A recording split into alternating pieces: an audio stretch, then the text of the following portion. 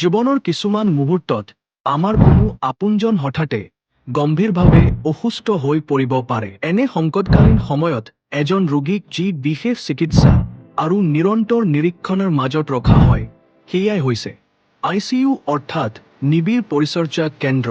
ICU কেৱল হাস্পাতালৰ কোনো বিভাগ নহয়, ই হৈছে সংকটৰ সময়ত আপোনজনক জীয়াই ৰখাৰ এক গভীৰ ভৰসা, য'ত প্ৰতিটো পলতে অভিজ্ঞ চিকিৎসকৰ সজাগ দৃষ্টিৰ মাজত ৰোগীৰ যত্ন লোৱা হয়। তীব্ৰ হৃদৰোগ, অনিয়ন্ত্ৰিত ডায়েবেটিছৰ জটিলতা, কোনো গভীৰ সংক্ৰমণ বা মাল্টিঅৰ্গান ফেইলৰৰ দৰে অৱস্থাত প্ৰতিটো ছেকেণ্ড অতি মূল্যৱান। এনে সময়ত সঠিক মনিটাৰিঙৰ আৰু তৎক্ষণাত সিদ্ধান্ত লোৱাটোৱেই এজন ৰোগীক নতুন জীৱন দিব পাৰে। 20 বছৰৰ সুদীৰ্ঘ অভিজ্ঞতাৰে মেডিচিন বিশেষজ্ঞ ডাক্তৰ এম ৰহমান ICU আৰু ক্ৰিটিকেল কেয়াৰ মেনেজমেণ্টত অত্যন্ত নিপুণ।